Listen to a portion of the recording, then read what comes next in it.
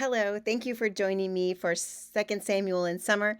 Today is Saturday, June 19th, the day for the Juneteenth celebration, and I will be reading from the 19th chapter of the second book of Samuel. The 19th chapter is a rather long chapter with a lot of different stories in it. So bear with me as we go about this. And I have an extra video that I'm going to add on to this one, including the maps of Israel and Judah, so that we have an idea spatially and geographically what we're talking about. So let's begin. In the very beginning, this is after the victory against Absalom's insurgent army that has taken over Jerusalem. The David's armies are successful. However, because of Absalom's death, it has cast a pall over the entire victory. The king laments so grievously, he's so aggrieved that it affects all of the soldiers and all the warriors that have fought so valiantly on his side. So Joab comes to the king complaining about the way in which David's grief is getting imparted onto the soldiers and the generals and the leaders of the army.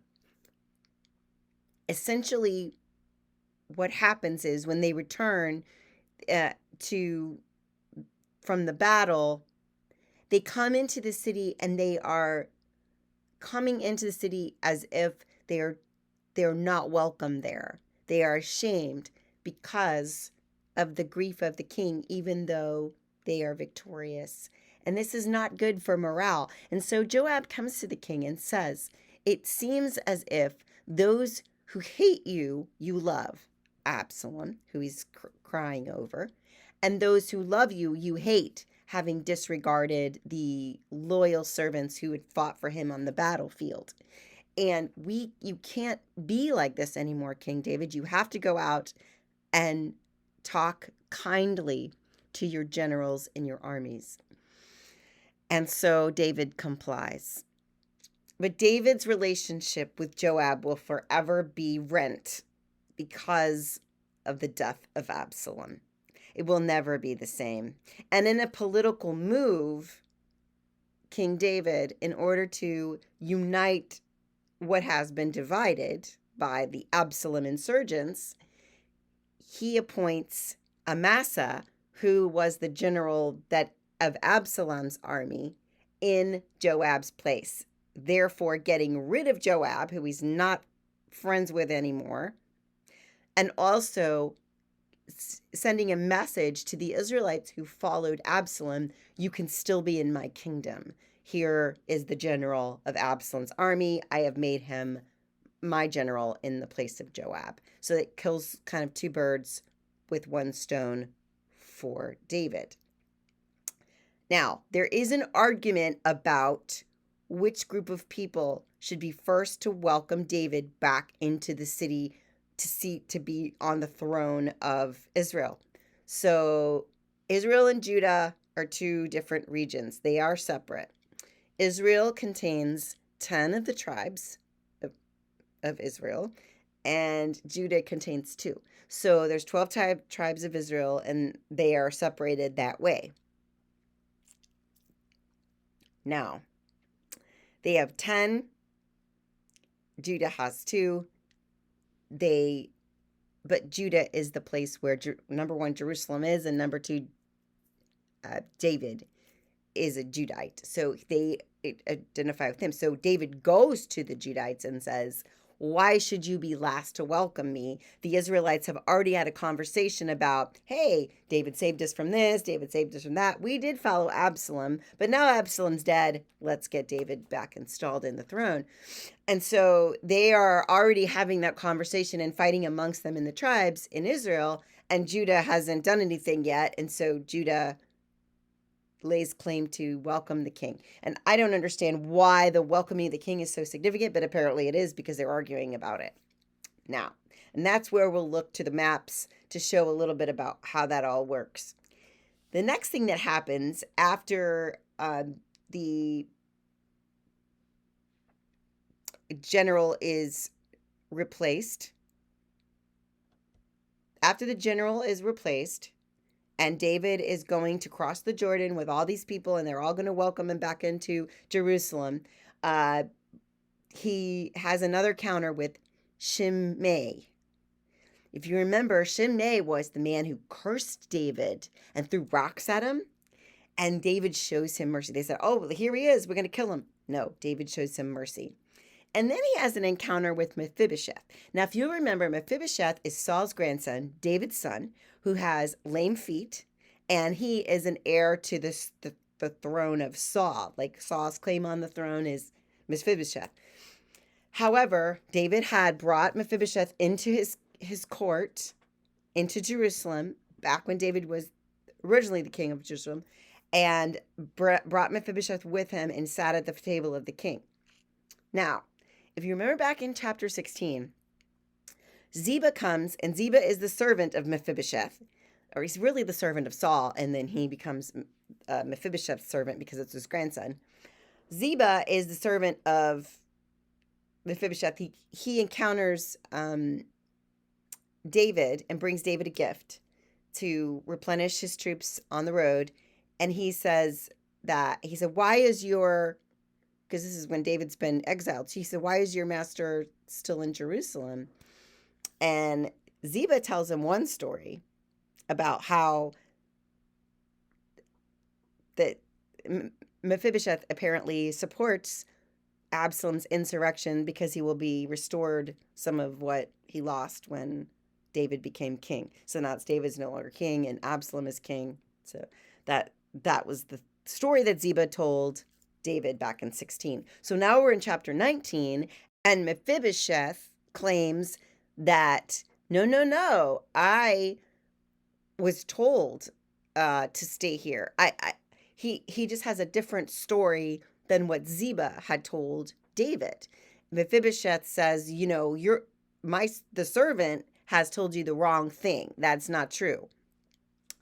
When David confronts him about why he stayed in Jerusalem with Absalom. So David doesn't know who to believe, and he's exhausted by this point. He's been in grief. He's been in battle. He's trying to return to Jerusalem. So what he says is, here we go. One of them's lying. So instead of risking giving all of the fortune inheritance to a liar, he's going to split it in half, and one half goes to Ziba, one half goes to Mephibosheth, and whoever's lying, one of the liars gets half. And that's fine. Mephibosheth even says, no, give it all to Ziba. It's fine with me. But I'm sure that doesn't happen. So that's the way David hedges his bets with this situation with Mephibosheth and Ziba, not knowing who is telling him the truth. And he is not at that point where he is the experienced arbiter of justice, even though Mephibosheth says to him and identifies him as such, calling him an angel of the Lord, which means he is the adjudicator, arbiter of justice, the person who meters out justice for the people. Angel of the Lord, that's what that means. And so that's what happens there. Then, after his conversation with Mephibosheth, he has this encounter with an older, rich man who has been supporting him in his exile. His name is Barzilai, and he is this older guy. He's 80, and he has been supporting the king. And so the king wants to invite him to court to come to Jerusalem with him. And he protests and he says, I'm old and I would like to die in my own town. And so he sends Chimham, I'm calling him Chim for short, Chimham with him. And David is okay with that and takes Chimham into court with him and leaves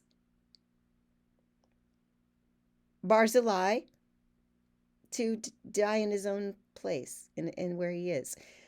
I don't know what the significance of this story is really for the scripture or for the rest of it, just to show that David had good relationships with people that helped him.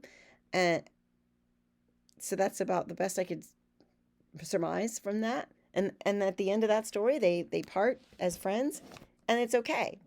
And then you get a little bit more of what we started in the beginning of the chapter with the two kingdoms, the northern and southern they're not kingdoms yet, but the northern and southern voices arguing amongst themselves with one another. They're all one nation. However, there's a north and a south. We have 10 tribes, says Israel. So we have 10 claims to David. Judah says he's flesh of our flesh and bone of our bone, so we have a claim to him. And they're arguing about who is going to welcome the king back into the city. And the very last line says, the words of Judah were fiercer than the words of Israel. So I guess Judah wins. But the king had also said in the beginning, why should Judah be last to welcome me? Well, the Israelites are already getting going on this. And but this is good. It's because it's going to lead to unity. They're both on the same page. They both want David to be the king, but it's just arguing about who's going to be leading the king into Jerusalem, which group of people, which group of tribes, essentially. So look now at my little homemade video of the map so that you can see where the tribes are and what the circumstances of this argument, how that comes from geographically. King David is credited with uniting Israel, Judah and Israel and the two kingdoms together. So, but this is ever more present in chapter 19 because there's an argument at the end about who should bring the king back. So Judah is the area that's in the south. Israel is the one that's in the north. So if we look, this is a better map and it's easier to read. But here we have what will be the divided kingdom after King Solomon. So you have Israel in the north, Judah in the south, and of course the main city, Jerusalem, is actually in Judah. What I want us to look at today is just to get a little bearing on what all happened. When Absalom usurped the throne of David, he took Jerusalem, the main stronghold. And then, if you remember, Mahanaim. Remember, that was where, this is the other side of the Jordan. This is called the, it's called the Transjordan area. So that's another map. But this is where David was holed up before the battle occurred. Okay.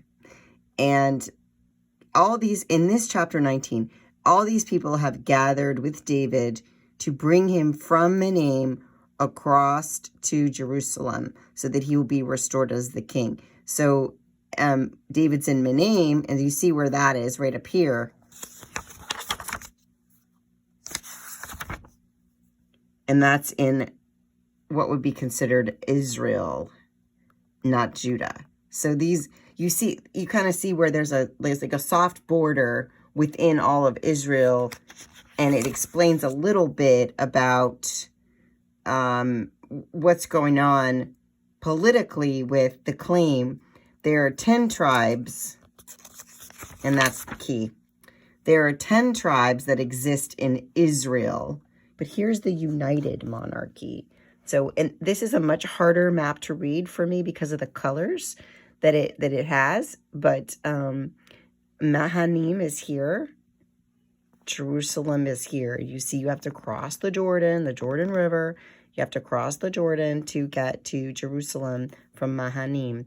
And you just see that that David is in Israel, technically, but he has the hearts of the Judites already. And the claim is, we have 10 tribes, so we want to bring the king back into the city. And the Judites, who apparently, according to the scripture, have fiercer words, say, no, he belongs to us. What have we gotten any special treat from him? We are closer kinship to him. When they say that, then the Israelites come back and say, well, we have 10 shares of him. And what they mean by the 10 shares is they have 10 tribes. So there's the claim. A lot of what's going on politically has to do with land, where you stand in where you're from and where you're coming from, and where you've been. It has to do with where your allegiances are. For somehow, the Absalom convinced the Israelites to go with them and take Jerusalem. And now David has to convince them that it's okay for him to be their king, even though they went with the usurper. So this is kind of what is happening. And then he has to make some political decisions about how to bring that to fruition, so that he can unite the kingdom and they could be one. And that is indeed what happens.